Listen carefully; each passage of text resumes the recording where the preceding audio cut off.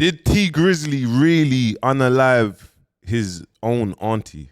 Like, this is crazy. Like what I'm hearing, and you see T Grizzly. I know T Grizzly from Dig That. Like Dig That released Air Force, and obviously he released Cells on Joints.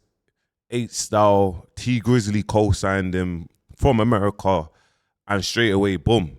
And it's this one here is a actually interesting case. Obviously, before I even get into it, I will kind of show you like a live of T Grizzly and Dig That, just so you kind of there's a little backstory, and then we'll get into it. But got my nigga Dig That in this bitch, man. My nigga running London right now. Y'all go tap live and direct. My dog did 5 years, man. Got locked up when he was 14, came home at 19. He turned in the Come on, you know, big 5. What you doing out there? You know I got the Cali right now. You said what? I'm on this mode. Oh, yeah, okay. Get me that way, cooking up. I'm scared of that shit, bro. That shit make me paranoid, man. Nah, man, I smoke this shit every day. so you can kind of see from there, from every time T Grizzly went to the UK, and at that time, this was straight after T Grizzly's, obviously what's happened, obviously to his auntie. Now, it's a backstory. They say it's his auntie, but it's his uncle's wife or his uncle's girlfriend. But T Grizzly calls her his auntie, and T Grizzly's auntie obviously was his manager. So under that, take this one in. And I remember, obviously, when we was releasing 8 Mile, obviously we released 8 Mile, Dig That's debut mixtape. And then obviously you scroll down, you kind of see T Grizzly. This one was actually, I can't lie, T Grizzly, he dumped on that. He dumped on it. But I remember us even trying to clear the song. And big shout out to Kerwin. Kerwin he's a music exec. He's a music exec all the big boys turn to, you get me, when it comes to positioning. He was the one that was developed IMDDB. Anyone that knows who IMDDB is, she went on doing crazy things, and she wasn't attached to the culture, but she was one of the biggest female artists to come out of the UK, and she did get crazy cosigns from the culture. The way that she was touring different parts of the world, her audience, it was crazy. IMDDB. Obviously, Kerwin moved from IMDDB and he moved on to T Grizzly. He was managing T Grizzly for a period of time. And I remember shortly after, obviously, the auntie's passing, I remember even linking up with Kerwin, and he was just saying, look, boom, anyone that knows my man, he's a ghost. You don't really see him, but he understands business, he understands positioning, and my man, he is like literally in the music space, he's a genius. If he's got the right tools and he's got the right people and the positioning, he will get you the bag. And I remember he renegotiated T Grizzly's deal. He renegotiated his deal with 300, and they got paid out a big bag. So this is why, for me, I'm looking at this and I'm like, raw, like 6 years later, like the person that's been charged, and they found the same gun that unalived T Grizzly's auntie is actually linked to T Grizzly. It's linked to 600.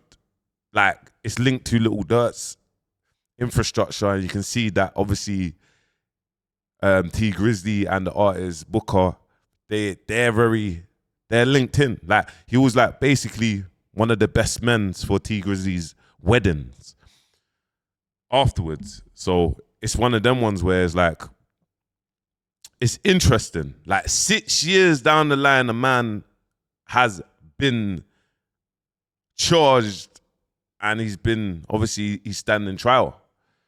So I'm gonna flip my screen. I'm gonna get into this. But I just wanted to give you like a backstory of this. This is kind of an interesting one for me. It's very interesting. You get me? So let me flip my screen and kind of get into this from now.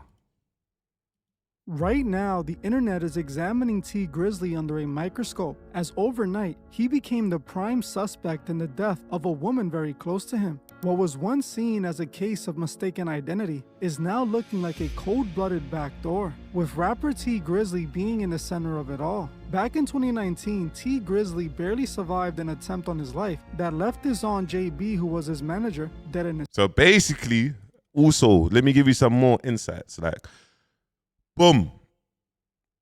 All of a sudden, I don't think he's from Detroit. I don't think T. Grizzly's got madness like that. Get me? How it's kind of hearing he ain't got madness. Boom. He's attended to a family home. The auntie's in the back of the car. The auntie stayed there. He's gone inside. All of a sudden, someone's turned up and boom, they've let off at the back of the car. They killed the auntie. And now T. Grizzly saying, yo, boom, they come for me. They've come for me, but there's some cell sites, some evidence saying that the killer from 600, he was in the area for 2 hours. As soon as the cars pulled up, within 2 minutes, the auntie's been killed.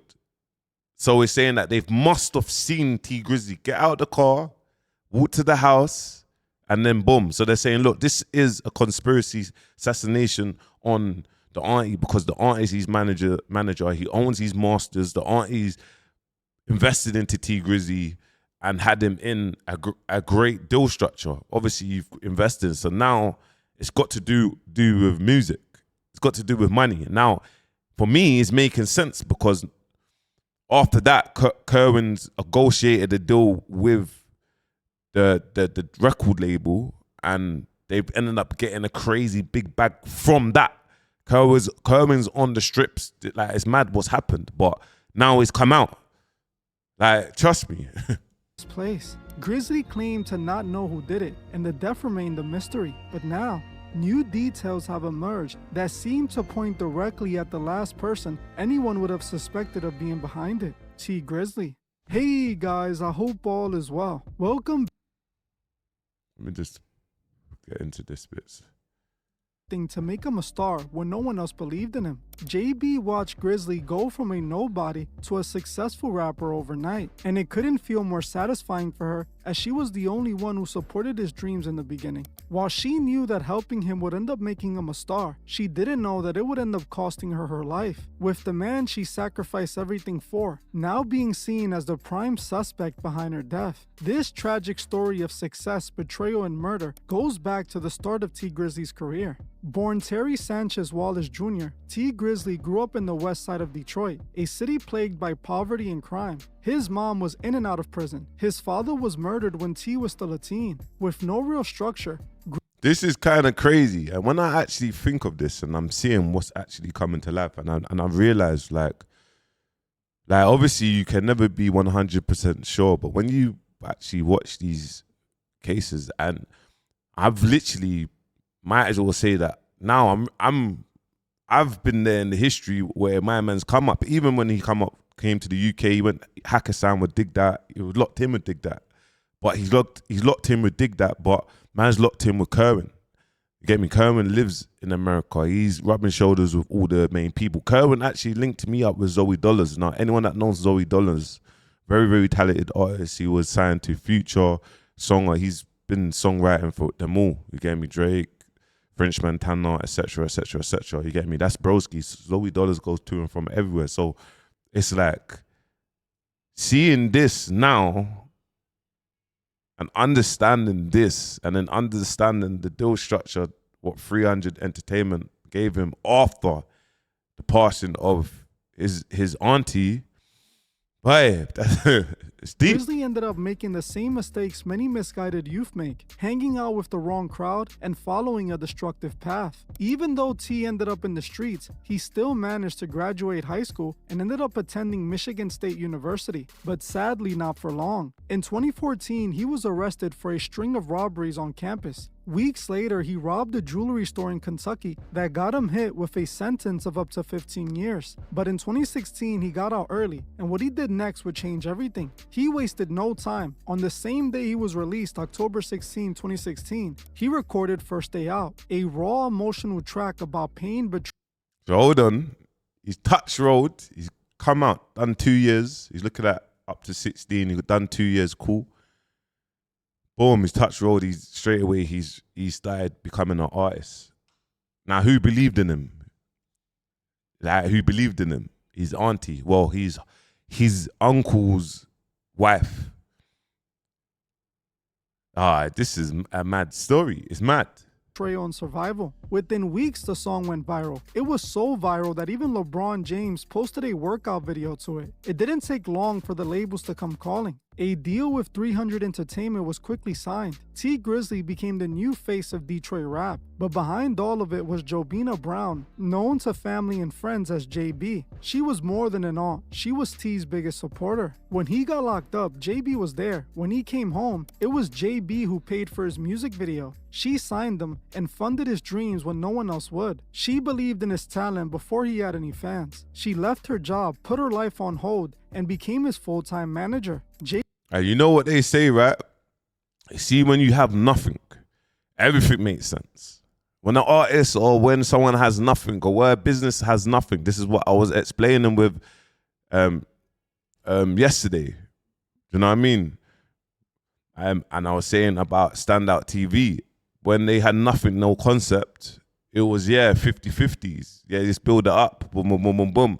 And when things now start to blow up and there's money involved, there's crazy money involved, it's like, listen, man has to pitch you, sacrifice you to keep everything. And look how everything now has backfired.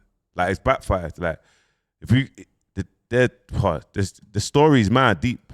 JB wasn't just family. She was the reason T Grizzley became who he is. Sadly, her association with T Grizzley would lead to the end of her life. On August 20th, 2019, T Grizzley, his driver, and JB were riding in a Cadillac Escalade. Around 9 p.m., they parked near the 1900 block of West McNichols Road to stop at a house occupied by T Grizzley's family. According to T Grizzley, JB decided to stay in the car, refusing to enter the house, calling it dirty.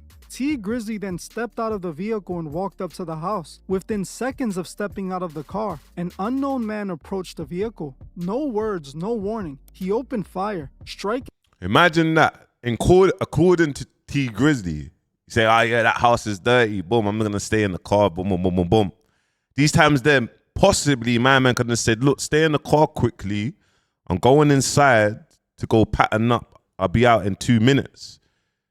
And it's crazy because you see cell site analysis. So what cell site is about phone masks. If you got your phone in the area, if you're traveling with your phone, they can pick it up by masks. Boom, boom, boom.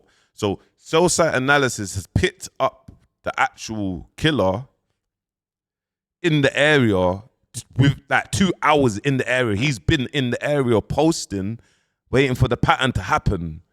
Now, when the patterns happen, the cars come, literally, he says couple seconds, but they're saying 2 minutes. Within 2 minutes, so seconds, my man's gone in, boom.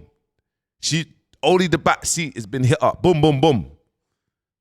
Like, this is mad, yeah?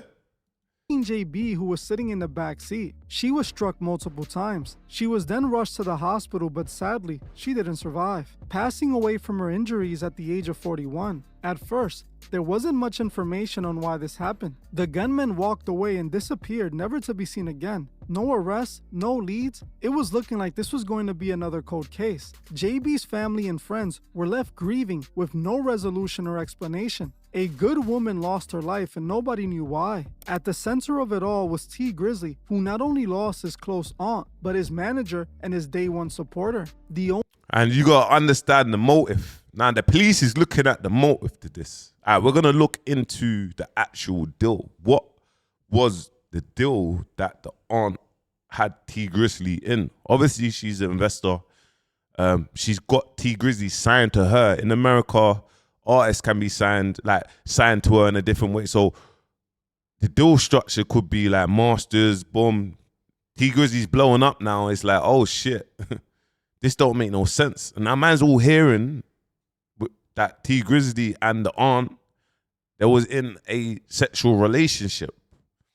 It's messy, bro. It's messy, but it's like, what I realize, you know, when things are left in the dark, like they always come to light. 6 years later, you know, this is just popped up. Madness. only one who believed in him in the beginning. While initially Grizzly remained rather silent about the situation, a month later, he released a song where he addressed it all. The song was called Status, named after JB's middle name. In the song, he implied that the hit wasn't supposed to be for his aunt, but for him. Rapping in the song, "Look how they try to do me, but got JB. You saw it wasn't me and still shot. What she do to you?" In the track, he seemed to mourn the death of his aunt. He goes as far as to promise to get revenge for her. He even went on to offer $1 million bounty for whoever got rid of who did that to her. The song was basically what you would expect from a street rapper who lost a loved one to street beef. A hurt man promising to get his get back and further incriminating himself. T Grizzly was left looking for answers, and it seemed he might never get them. Sometime later, he would end up doing an interview where he spoke about the situation. And you know what it is as well? This is how everyone piece things together. They're piecing things together. They're saying, look, boom, my man's done this. She's been hit up. Okay, cool. We believe that's understandable. But the mad clue to it is like the actual person that actually got arrested for it and the link to that. But now that he's made a song, now he's doing an interview, he's telling the story, and now they're watching body language. They're like, okay, you're telling your story of your aunt getting unalived, but you're playing Xbox. Like, you're telling the story like yeah, boom, you're playing X, like, energies don't lie. This is what they're saying. Let me know what you think. And how she was killed. T confidently claimed that whoever did this was trying to get him, claiming that he heard it all go down from the house and ran outside to check what happened. He even claims he spoke to his aunt on the phone before she passed away. Yeah, so we was at the studio with Guapo and Jay Swan or whatever. And I'm going to my cousin's house, my older cousin. Mm-hmm. Why is mad, yeah? And why we got to understand this? They're saying that he's gone to his cousin's house, you get me? And the auntie's there. So it's like, if you're going to the cousin's house and you're saying that's the auntie, then the auntie must know the cousin. Why is the auntie going to stay in the car saying that the house is dirty? The auntie's going to know that's family ties. I'm going to come inside. So it's like, that don't even make sense within itself. Like, obviously, this is my opinion here, but let me know, because now they're like bringing things up, and I know like certain narratives, but you got to look at realistic things now. But there's my plot twist. He was real close with my pops, just like my pops' brother. Mm-hmm. And I was telling her, like, come in the house.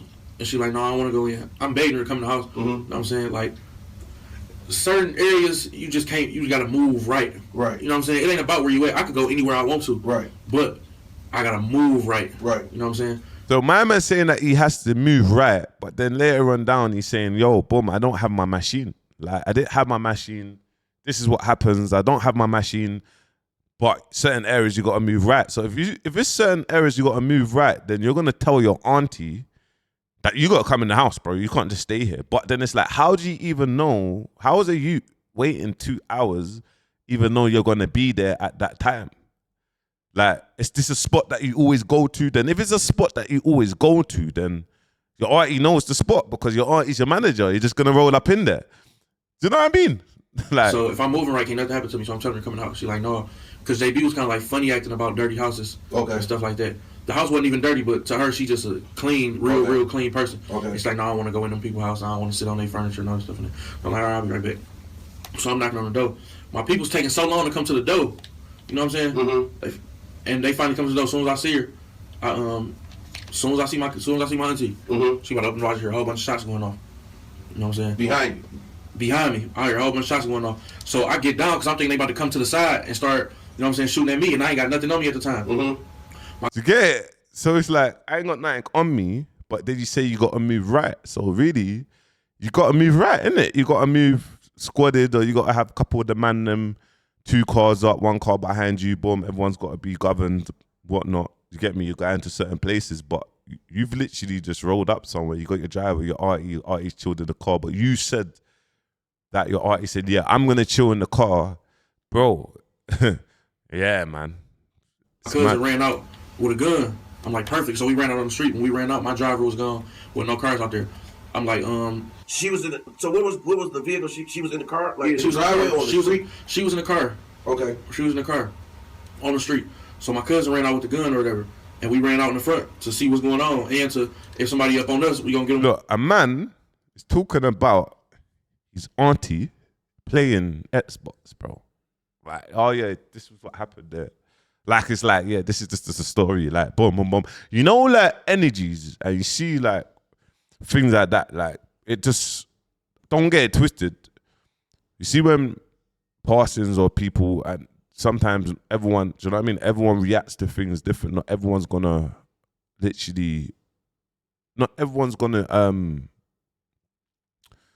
be emotional. They react to things different. But bro, has some decorum, bro. At least, bro. Like, you're talking about a tragedy, like a moment that has shocked your whole family, of like someone that you've been around with every single day, and you're telling the story playing Xbox. That's crazy. Office. So once we got outside, once we got in front where they was at, my driver gone. There's no cars out here. Mm-hmm. Okay, wait. Let me ask you. So, you had to enter through the back door or something? Yeah, I was side door. Okay, I get you. Okay. But basically, I don't even know what's going on at this point. Okay. So we in the front, I look in the street. I don't see no glass in the street, so I'm like, oh, they straight. You know what I'm saying? That's probably some. I didn't even think this had nothing to do with us. Okay. You feel me? Right. But my cousin still came out there with a gun though, so I was cool with going out there. I'm like, I ain't see no glass in the street. So you was cool going out there. You don't even know how much people are out there. Someone's come and just boom, peppered up a car, hit up your auntie. But now you're cool going out there because one of the your cousin's got a machine. So what if there was like 5 man with machines now? What would you have done? That don't even make sense. This story sounds good. Me personally, it sounds good. Obviously, when people are actually looking at that, them like now the last piece of the puzzles come together. Plot twist. It's mad. I'm thinking they heard some shots and pulled off. Okay. So now I'm mad now. Like, y'all heard them shots, why would y'all leave me over here? Right. You feel me? You could at least call me and told me, like, it's too much going on over here. Come on, we gone. You know what I'm saying? To my driver ended up calling me, like, and told me what happened. So basically what happened, they walked up to my door and opened my door. You know what I'm saying? Some niggas opened my door trying to get at me. How'd you even know that? You're saying that your driver said that. So how come your driver didn't get hit up? How come your auntie got hit up, but your driver didn't get hit up? What? But you're saying that they opened up the door trying to get at you, but they didn't get at you, so then they got your auntie. Like, you're telling a great story here. He ended up hitting her up. Where they hit her on the body? They hit her on her side and her arm. She didn't get hit her face, and just all on her side. You feel me? How many times? On the side where her heart at. Oh yeah. Yeah, on the side like where her heart at too. So she got shot like that before a long time ago. My uncle. Okay. His car got shot up, and she got hit in the exact same place, but she lived. You know what I'm saying? Because. So you're saying his uncle, obviously his uncle is married to his aunt. That's why he calls her his aunt. He's saying that his aunt got hit up with the uncle. So he says, do you get it? So it's like, oh yeah, boom, he got hit up already. So boom, now she's getting hit up again. I'm in the car. This is yeah, man. Bro, let me know in the comments, because this is an interesting story about T Grizzly. I want you to kind of let me know. She went straight to the hospital. Okay. My uncle drove straight to the hospital as soon as it happened. But was she alive when did she die on the scene or the hospital? I think that no, she died at the hospital. She was still alive. She was still breathing and everything. She called me. She called you? While she was shot, she called me. What'd she say? I was trying to talk to her. I didn't hear what she was saying. Oh. She couldn't really form no words. You know what I'm saying? But, for me, because they opened my door. Okay. And was shooting in the car. They hit her 8 times, though. 8 times. She called me when she was burst. You get me? I don't know what she said. Yeah, cool. They hit her 8 times, though. But they came for me. And you have no idea where this came from? No, I ain't got no idea where it came from. But it ain't even matter where it came from. I felt like everybody was a suspect. As you heard for yourself, Grizzley. Guys, listen, I'm going to do a part 2. Obviously, I don't want this video lasting like 40, 50 minutes. I want to always cap it within the 30, 25 minute mark. So I'm going to post a part 2 in 1 hour. So you've watched this, just wait till 1 hour for the next upload. This is an interesting story. And if you're not subscribed, please click the link. And if you are in the gym or you want to listen and you don't want to watch, also you can listen to me on Spotify. So the link in description, download. Look, I get quite a lot of views if you're on Spotify, I need 1,000 downloads to start. You get me? To start getting in the algorithm. So I will appreciate if you could just download and then listen to me on Spotify. But also, click the link and appreciate the support, guys. Make sure you like, comment, subscribe. Peace.